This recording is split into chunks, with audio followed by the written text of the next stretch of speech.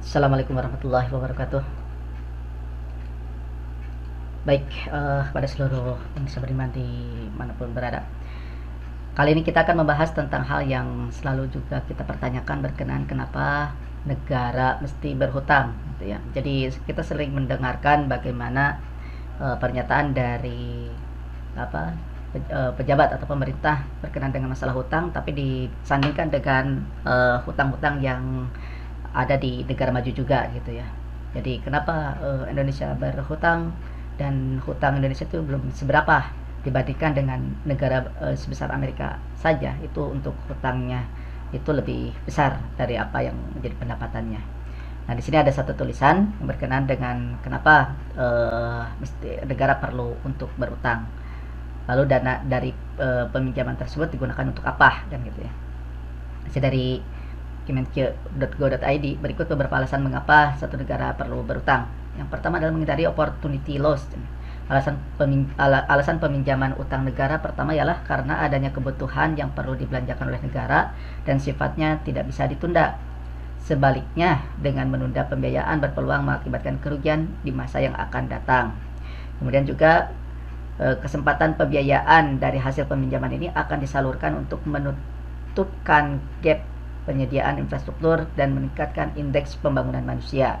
Pasalnya IPM Indonesia masih tinggal jauh dibandingkan dengan negara lainnya yang nantinya disetorkan untuk peningkatan di sektor pendidikan, kesehatan, dan perlindungan sosial.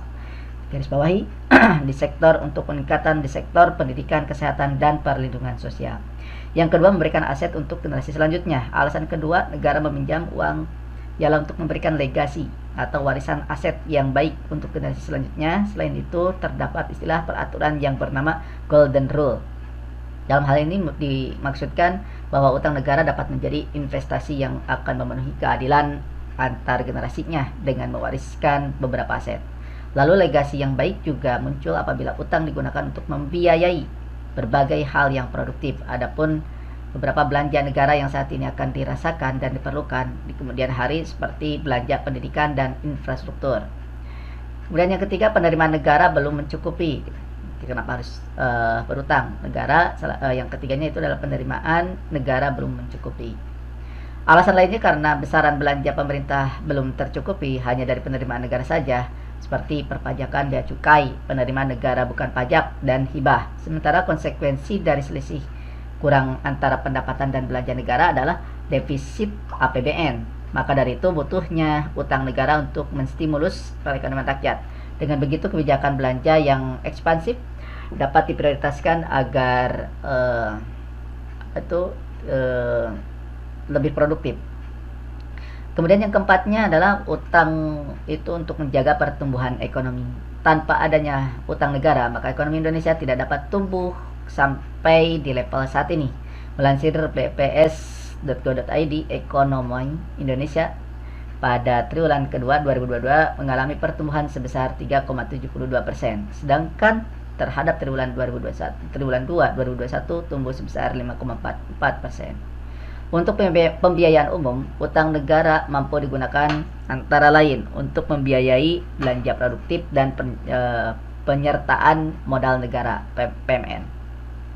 Hal ini juga nantinya akan berisiko rendah, akan meringankan beban ke generasi mendatang. Banyak proyek infrastruktur yang dihasilkan dari utang pemerintah meskipun hasilnya belum dapat dirasakan dalam waktu dekat. Sebagai contoh, pembangunan jembatan yang membutuhkan 2-3 tahun. Manfaat dari jembatan ini dapat dinikmati setelah jembatan selesai dibangun. Yang kelima, utang untuk mengembangkan pasar keuangan. Alasan terakhir dari perlunya peminjaman utang negara ialah bertujuan untuk mengembangkan pasar uang. Perlu diketahui bahwa instrumen utang pemerintah yang diperdagangkan di pasar keuangan digunakan untuk benchmark bagi industri keuangan. Selain itu, dari segi manfaat bagi masyarakat, utang pemerintah akan menjadi alternatif investasi jangka panjang. Sementara bagi Bank Indonesia, utang pemerintah dipakai untuk menjalankan kegiatan operasi moneter. Fatur Rahman. Nah, seperti itu beberapa alasan kenapa negara harus berutang. Ada 5 poin yang disampaikan oleh seorang penulis, Fatur Rahman. Kalau kita melihat apa yang menjadi sebuah kebutuhan negara pada saat ini antara kebutuhan dan yang menjadi keinginannya tentunya kan kita ya, sebuah cita-cita negara kemudian diwujudkan dalam apa permintaan-permintaan, harapan-harapan itu bisa diselenggarakan semaksimal mungkin. Nah, ternyata itulah yang dilakukan oleh seorang apa itu kepala negara untuk menstabilkan keadaan satu negaranya. Saya pernah melihat seperti di daerah Afrika ya, yang kita lihat itu kebanyakan di negara Afrika itu sampai penduduknya itu tidak mendapatkan makanan yang bergizi mungkin, atau jauh dari kata maju mungkin ya, untuk sebuah perekonomian, karena biaya hidupnya juga mahal, infrastrukturnya juga begitu menyeramkan, seperti jalan-jalannya yang curam gitu ya. Nah ini yang terjadi di seperti negara-negara Somalia, kemudian Kamerun sekalipun gitu ya, yang kita tahu sebenarnya juga seperti Kamerun kan terkenal juga dengan pemain sepak bolanya ya, kita tahu itu, tapi negaranya begitu memprihatinkan gitu ya.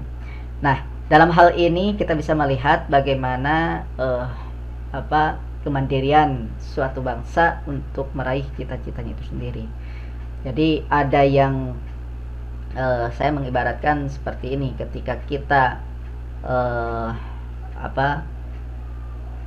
tidak punya apa-apa gitu ya, pada saat ketika kita sedang terhimpit, kemudian apa yang bisa kita lakukan untuk bisa survive struggle.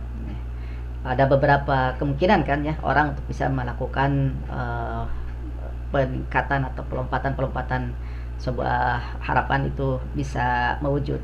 Misalkan yang pertama, yang paling mudah gitu ya, kita bisa dengan cara meminta-minta kan gitu ya. Nah, dengan cara meminta-minta ya, atau mengamen kan gitu ya, jadi badut gitu ya, itu dilakukan oleh setiap orang pada saat ketika memang tidak ada hal yang bisa dilakukan lagi kecuali hal seperti itu. Tapi juga di peningkatan yang selanjutnya mungkin karena keterampilan yang dia miliki. Misalkan bagaimana supaya mendapatkan uang ya, kalau tidak meminta-minta, maka dia cari cara ya, misalkan dengan jual jasa kan gitu ya, dengan dia mencoba untuk menawarkan diri menjadi kuli atau menjadi pencuci mobil, motor, kan itu bisa dilakukan juga. Nah, kemudian juga membuat sebuah handmade kan gitu ya, keterampilan. Misalkan karena melihat ada barang-barang bekas, kemudian sampai terpikirkan untuk membuat barang menjadi bermanfaat gitu ya. Itu juga bisa ditawarkan oleh manusia, seorang manusia itu sendiri untuk bisa survive. Dan yang lebih ininya lagi, misalkan ya, karena kita melihat kebutuhan pasar, dalam arti kata kebutuhan pasar ini adalah manusianya itu sendiri. Saat pingin misalkan ya, orang berharap akan murah dan mudahnya untuk berkomunikasi gitu ya dengan pakai gawainya itu sendiri. Nah, kemudian dia melakukan sebuah handmade-nya gitu ya, membuat sebuah karyanya dengan membuat aplikasi-aplikasi untuk memudahkan manusia berinteraksi secara sesuai dengan kebutuhannya kan gitu ya. Bisa dari Gojek, kemudian juga dengan Shopee, dengan Bukalapaknya kan gitu. Itu sebagai salah satu upaya yang dilakukan oleh manusia itu sendiri untuk tetap survive. Dan yang lebih ininya lagi, bagaimana menggali sebuah potensi-potensi alam itu sendiri, kemudian untuk didapatkan nilai manfaatnya dan bisa menjadi nilai jual. Dan itulah yang dilakukan oleh semua manusia di seluruh dunia ini. Nah, untuk menjadi manusia yang lebih bermanfaat dan diharapkan oleh seluruhnya. Nah, untuk itu proses-proses ini tentunya harus dilakukan oleh setiap diri kita ya. Jangan sampai ya karena kita berharap diberi, dan akhirnya apa yang terjadi, kita tidak survive ketika tidak ada yang memberi gitu ya. Itulah yang harus kita lakukan, bagaimana memproduksi sehingga orang bisa memanfaatkan apa yang menjadi karya kita. Jadi yang bisa menjadi nilai jual bagi satu negara itu bagaimana bisa memberikan sebuah nilai manfaat kepada negara-negara di seluruh dunia ini, ya. Misalkan kalau Indonesia punya destinasi dengan pariwisatanya, kemudian menampilkan pariwisata yang terbaik, dan itu bisa menjadi sebuah modal untuk bisa menjadi negara maju juga. Kemudian juga seperti kalau di Arab itu karena ada minyaknya. Nah, itu juga walaupun tidak ditambang oleh masyarakat di sana, tapi dengan potensi alam yang ada, kemudian dia bekerja sama dengan negara-negara yang bisa menambang minyak itu sendiri, gitu ya. Nah, itulah yang dilakukan oleh setiap negara. Jadi untuk bisa struggle itu sendiri. Dan yang paling lebih tinggi lagi ketika potensi alam yang dimiliki memang terbatas, gitu ya. Kemudian ya itu sumber daya manusianya yang luar biasa. Nah, itulah yang dilakukan oleh negara-negara yang punya area kecil mungkin, gitu ya, seperti Jepang, Singapura.